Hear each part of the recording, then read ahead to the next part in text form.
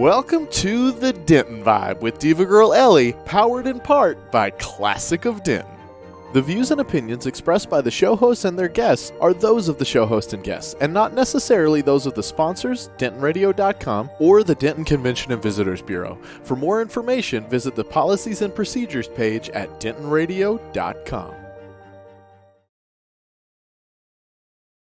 Everybody, thank you so much for joining us here on the Denton Vibe with Diva Girl Ellie here on Denton Radio. And it is my first Zoom Denton Vibe show. And we have Beth Honeycutt here today. And I'm so glad to be doing this because I have been having withdrawals from the show. So thank you so much, Beth, for joining us today. I wanted to get you on here so we can get some of your artistry out in the world, which it's already been out in the world, but just to share it from our perspective. So how are you in spite of all of this craziness going on in the world right now? In spite of it all, I'm doing well, Ellie. Thank you for asking. Good, good. Now, Beth, we always start out our shows with finding out who people are as an artist, as a Dentonite, and we always end up asking you, who are you as a Dentonite? We want to know who you are, how you got here, if you were born here, if you went to school here, all of that beginning of, success story. We want to know all about it. The beginning of me in Denton started when I came here from Austin to go to college. And it was both universities that called me here. I started out as an English major at Texas Women's University because they gave me a scholarship and they gave me a job. Mm-hmm. But after the first year, it wasn't quite a good fit for me personally, and I needed a larger place. And I transferred over to the University of North Texas, which was at that point North Texas State University, and graduated from there with a double major in English and history. So I had met my now husband at that time, and we've been together for over 36 years. Mm-hmm. And we very intentionally decided to stay in Denton because of the music, because of the arts, because of the two universities always bringing in the latest and the greatest and having that influx of multi-generations. So we made this home, and we have stayed and enjoyed it. We've raised our kids here. So our kids are now 27 and 30 and off in the world, and we remain locked into the music scene, to the poetry scene, to being able to be in community in an artsy, jazzy kind of atmosphere. And so we love Denton. Everybody loves Denton, and regardless if we're at home or out on the square, we know we all wish we could be out on these beautiful days. Oh, I have to say, yes. I've been very happy to be able to stop where we're at in our tracks and be able to just sit on the front porch. I've always wanted to just sit on the front porch, and as simple as that sounds, we just haven't been able to. And now we have that time to be at a slower pace, to be more creative, to write more, to paint more. So I know that a lot of people are picking up a lot of artistry, and I think that's amazing. So I am curious, I know you're a poet and you do a lot of other stuff, but have you written anything during this break?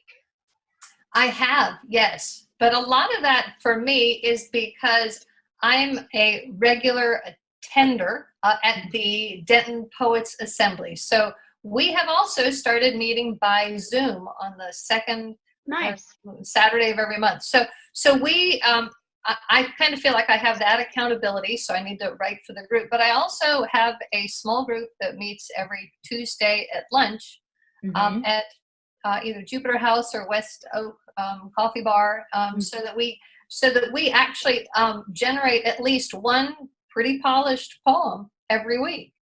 That really is what keeps me going. It keeps me writing. It keeps me focused on what are those elements that come together for a writing and to make a comment. And early on when we were into this pandemic issue, staying at home, I wrote a poem on washing my hands, but that's not one of the ones I want to read to you tonight because I don't have that one pulled up.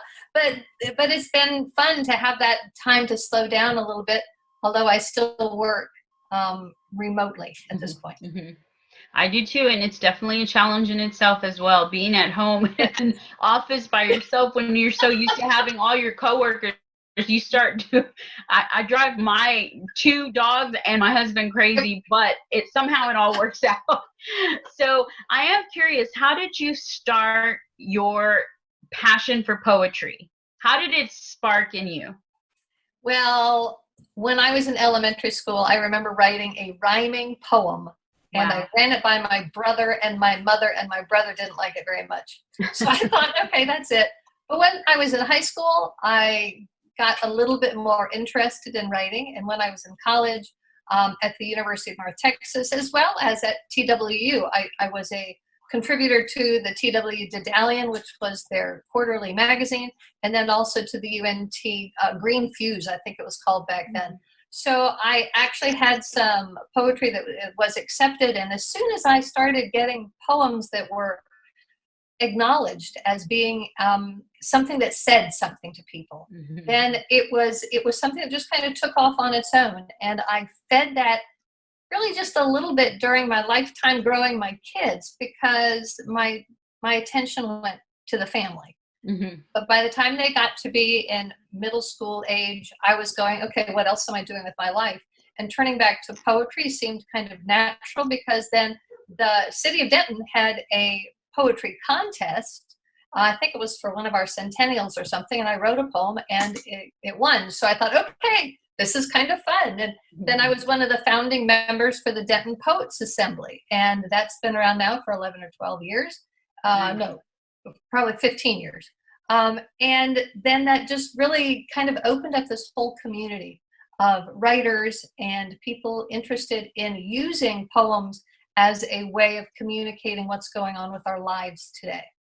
Nice. So when you were in high school or in college and you were in your passion already, and you said something about, people wanted to hear about it, or they were craving to hear it.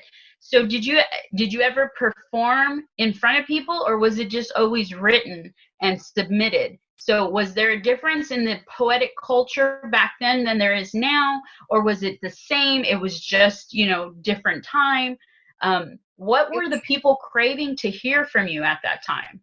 It was definitely a different time. And for me, most of it was written.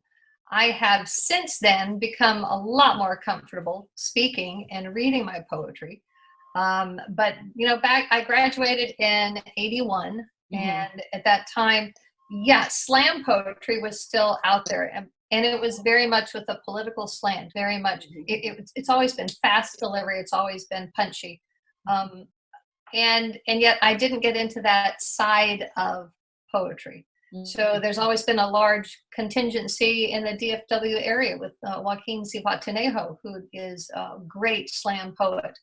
And yet that was something I did not get into. So I think there are different types of expressive poetry that we use. But when you can write in a way that it allows other people to be able to kind of read something and nod their head and go, oh, yeah, I recognize me in that. And that, I think, is when we as poets really can use our voices to be heard, to make a difference.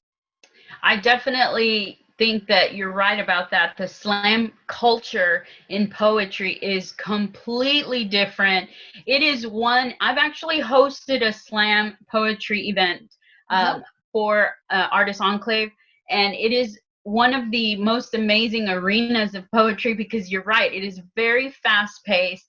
It's super dynamic to the point where they're on fire. That is a whole different passion for poetry, and I don't mean that others are less. It's a whole other ball game. It's very different, very unique, and I would highly recommend anyone that has never been to a slam poetry event to try and make it to one, because it is a whole different environment there, and it's exciting. It's very neat to watch. I've never done one myself. It's very intimidating, because you're right, it's very fast paced. They get up there and they are competing, and it's a neat experience. I would highly recommend. So I would love it if you would read a piece for us. And I was hoping we would reel you into a few pieces, and you know, Yes. whatever we have time for as we discuss your poetry, and then the nature of your pieces as well. So. Well, wonderful. Okay, so I am going to be doing the first reading from a book called Echoes from the Stars. And I think if I show it on the screen, it might show it backwards, doesn't it? Or does it show where you can? Oh, no, it's fine. Oh, it does? Echoes Okay. yeah. So that's Echoes from the Stars, which is it's a retelling of the ancient story of our beginnings. And it has both poetry, prose, and also some processes, some meditative processes. But this is one of the poems. It's called The All Flaring. I listened to the flames of the fire in Odin's throne room, hearing the beginning sounds of day coalesce into life as 4 raven wings strike into a new rising, as they fly back into the shadows of night, chasing bits of story upon the wind. In my musing, I am blind to flying embers from the fire until one spark strikes the back of my hand, the bite of hot coal, a searing yet passionate embrace, at once immediate and permanent. Intense light settles within my flesh, the head of this fiery comet charging straight through my soul, across the heavens like a fireball, shooting through a celebration of remembrance, where the veils holding memory lift away from the stars, forming their existence, so nothing is hidden from the eyes of those who seek. Burning, I let the comet arc away from my heart and find its way home to yours. Nice. Thank you. So, where do you find the inspiration to write the material for your poetry? And I know a lot of people write about whatever touches them and whatnot. I know some people tend to stay in the same genre that they just tend to gravitate to. Some pick up controversial topics. Other people pick up happy, motivational, inspiring topics. What draws you to your style of poetry, and what would you describe your style as? I would definitely say I tend more toward free verse, although I rise to the challenge every now of writing in form, and I appreciate those who can write in form all the time, because there is a gift to that. But I also have an ear for what I feel is right. And so what calls me to the writing is probably being attentive during the day to things that happen to me. So I do want to pull in elements, like say the other day I wrote a poem because I had been out in my garden. And so I incorporated some of the red from the strawberries and some of the purple veined leaves in the purple stemmed kale, and just some very everyday things that happen to me. But sometimes we get so busy in our days we gloss over and we don't pay attention, and we might not notice that snake skin, under the bush, or we might just kind of fluff it off and don't really care about it. It's those little things that can come to light that I try to take 2 or 3 in a day and try to see what other kind of meaning I can wrap around them. Though they might be small details, there might be other perspectives then that can be gained from using those details. It's interesting that you say that, because I think one of the most kind of, what's the word I'm looking for? Underrated versions of writing is in those minute details that we do, like you said, gloss over them. We gloss over these things. And I remember at one of my Lost Poet Lounge events, one of the poets wrote a poem about an ant. And I was like, oh, this will be funny. And of course, that was me thinking this is going to be a comical little piece. And it really wasn't. It was quite profound how they related. Although there were little pieces that were funny, it was the grandeur of their world of an ant, and just the structure, and it was just amazing the way they relayed that ant's world to them, and the way they were mechanical in nature.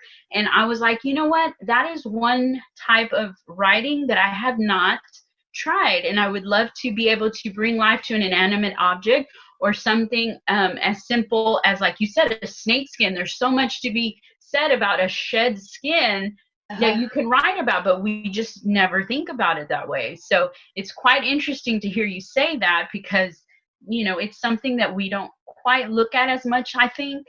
And I would like to try my hand at that. I wanted good. to, yeah. Thanks for the encouragement, Beth. Well, you can do it. I've heard some of your writing. Thank you. I just try to pause. And recently with the pandemic, we've actually had more people able to pause. Yes. Take a look at what is the importance of these things around us in the lives that we have created. And some people that comes out in music, some people it comes out in drawing on sidewalks, some people it comes out in poetry. Yeah, definitely. That's the joy of paying attention. Nice. Okay, so that is note to self. Pay attention to the small details and write about it. So that's my homework for me. So how did you get involved with, I guess, becoming one of the founders of the Poets Assembly, the Denton Poets Assembly? Well, I was really looking for a place to write. So I was out of college, and there was nothing in town that seemed to offer me the right avenue. Of course, there's the Visual Arts Society of Texas, which it really caters to 3D or 2D art, but not to the written word. And I was looking for something, and I saw a post by Bonnie Almond and joined her, and the two of us kind of put our heads together and said, let's create this thing. Nice. And we literally, from the ground up, created what is now a regular core group of probably 20 to 25 poets that meet regularly to read and have the freedom to not only speak their voices, but to learn how to read their poetry out loud, and then also to have people listen, because that's just as important. Nice. So you found yourself heading up this new group and the excitement of people's interest. And so how do you keep those members' interest every month or however often you meet? Because I know as a person who is heading an event up, you want to keep their interest so that they can not only remain but also grow and spread the word of something such as the Denton Poets Assembly. And so how do you keep their interest? How do you guys grow? And what kind of plans do you guys see in the future for Denton Poets Assembly? Those are great questions, Ellie. One of the things that we have done for the last, probably 11 years is we have held the exhibit called Merging Visions exhibit. Yes. In conjunction with the Visual Arts Society. I think it's awesome. At the Denton Public Library. So it looks like that may be coming to a close as that particular collaborative event. But that was something that we really brainstormed on. We had a booth one year at the Arts and Jazz Festival, so we could read poetry and have poems there and poets. That didn't really go too far with us, except we got some people interested in going, so we have a poetry assembly in town. Mm-hmm. We're also very connected to the Poetry Society of Texas, which is the DPA, Denton Poets Assembly, is a smaller chapter of this larger organization, which then is part of the National Federation of State Poetry Societies.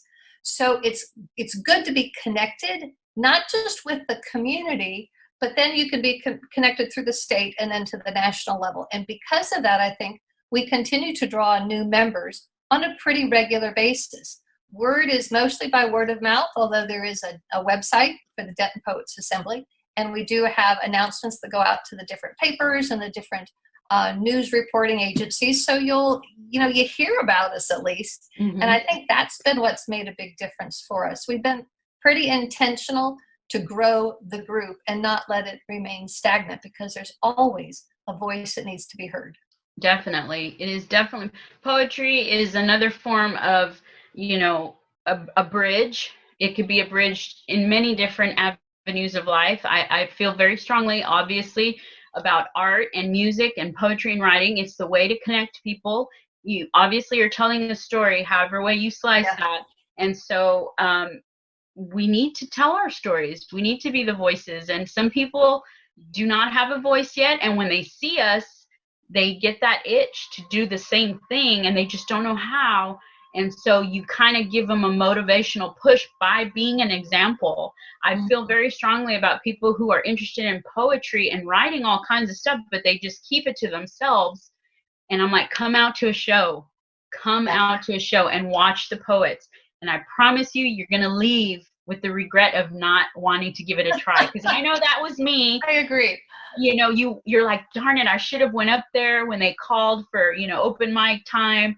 And so you either leave or you come back and you're like, okay, I'm ready. I'm going to do it this time. So I think that's amazing. So would you perform another poem for us, please? I would, yes. I'd love to. So this one, I'll pull from the collections vision. So this was last year's collaborative exhibit with the Merging Visions exhibit with Beths. And this happens to be paired with an art piece by Carol Rowley of Beths.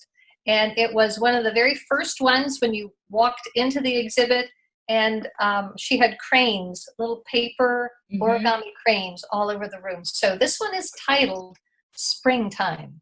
Nice. Creasing the final fold on the page, she rests her thoughts for just a moment. It's only when she closes her eyes that the origami crane takes off. A low but vibrant push of air billows long robes around her. Silken threaded fabric lifts before bright bursts of the wind. Her love says she summons the beauty of springtime and cherry tree blossoms. Nice. So appropriate for all these beautiful days we've been having. Oh, yes, I love spring. Well, I do too. It's so renewing, refreshing, and we need a lot of renewing and refreshing right about now. we do. We do. So I do want to ask you, for someone who is, let's just say, a beginner poet, hasn't performed, but they have that passion, what kind of advice would you give them to become or start to unravel as a poet? I know, like we mentioned, or I mentioned before, a lot of times we write and we keep it to ourselves. What words of advice would you give to someone who has that fire within them and that has that passion to want to unleash it and just doesn't know how just yet? The first thing is probably practice. So practice writing, practice reading, and read other poets' writings as well. So I think that's equally important, so that you can expand your own voice and you can try on what other poets are writing and how they might be sounding, or the rhythms they use in their voices, and can you emulate those or create something totally new? That's one of the things I like to do, is I like to strive for freshness in what I'm writing, and I encourage that. So the Denton Poets Assembly has Kitchen Sink, which is open mic night. If you were brand new, I'm not sure, that could be an avenue if you're already somewhat comfortable in standing in front of a small group of people and talking on a microphone. If you're not, though, I think coming to the Denton Poets Assembly meeting is a lovely step. There might be 20 to 25 people there, but it's a group that's very open and willing to listen and have you read, and everyone's learning. We have someone coming every month. Right now, Susan Maxwell Campbell comes and does a presentation or gives us some ideas or some food for thought for writing for next month's lesson, and that's one of the things that has kept us going. J. Paul Holcomb, who passed away last fall, had been offering our poets pointers every month for about 10 years. Nice. So it's educational, it's sharing, and then it's beginning to go, okay, maybe my voice is worthy of being heard. And we encourage others. And, being in community is what it's about. So it's been harder with Zoom, but we're still doing it with Zoom. And the DPA is still meeting. The PST, the Poetry Society of Texas, is meeting in Dallas over Zoom. So we're making it happen in this time of this pandemic. I think it's amazing that in spite of, the lack of physical contact and appearance, we do have the Zoom, which is challenging for many realms, but that you're making it work. And, I think it would be a little bit simpler for some of those that are like, okay, I don't have the scheduled time to physically drive out to this location. I won't have enough time. You can hop into a Zoom meeting, and it's just a little bit easier, just hop in wherever well, we don't want to say don't be driving when you're Zooming. Yeah. Don't Zoom and drive. So we don't want to create more bad habits or new ones, but sit down, take a break, jump into Zoom. I think it's amazing that you guys are doing Zoom, and I'm going to have to try to jump into one of those too. Now, is there a fee? Is it free to the public? How do you do the meetings, or where can they find more information on Denton Poets Assembly? You can go to the Denton Poets Assembly website, and it is free to join. Nice. If you want to participate on the state level with some of the contests that the state offers, there is a $25, I think it is, maybe $35 annual fee to join for that membership. But those prizes can also be pretty hefty. So it's well worth joining. Nice. But locally, we did want to keep it available to everyone. So there are no requirements. Nice. Okay, and so what is that website?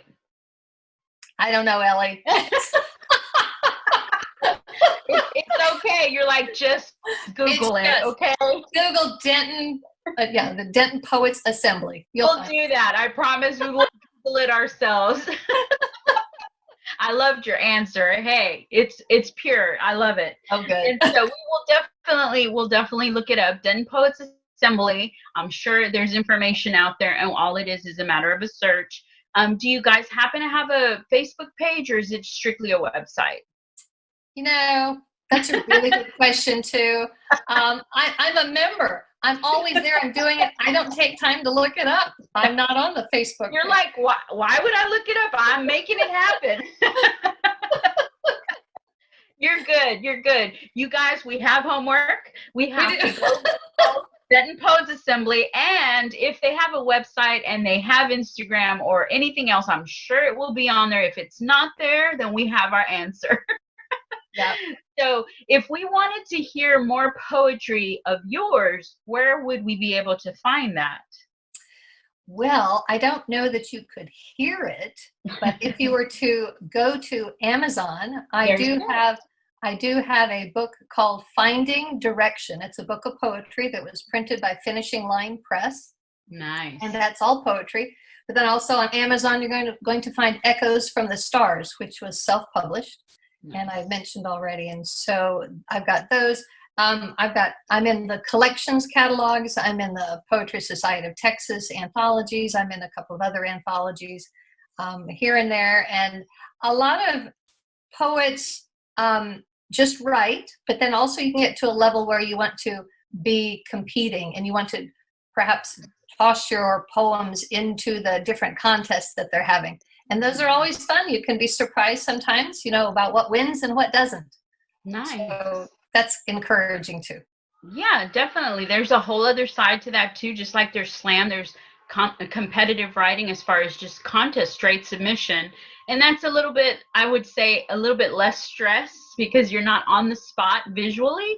Right. So definitely a different avenue of poetry that I would be interested in as well. And so I would love if you could read us one more poem before we wrap it up. I would love to. So this one is also taken from Echoes from the Stars. Nice. It's a nice looking book. Thank you. Thank you. This is called From a Nest Below the Glacier.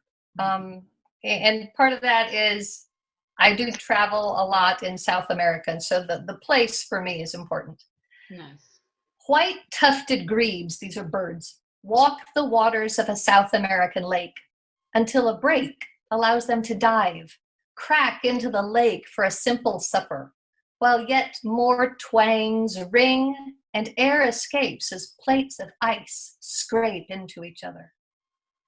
Thawing ice snaps like taut metal wires popping, clacking on the waves, and transformed in the heat of the sun.